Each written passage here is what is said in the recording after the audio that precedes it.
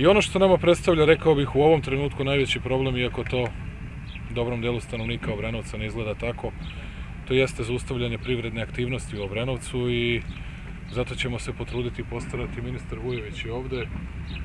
Gde je Vujović? Dobro, on razgovara gore. Dakle, dogovorili smo se pa ćemo da vidimo da pronađemo načina da zamolimo i banke da sa ovim subvencionisanim kreditima uđe što je moguće više u obrenovačke firme, u obrenovačka preduzeća.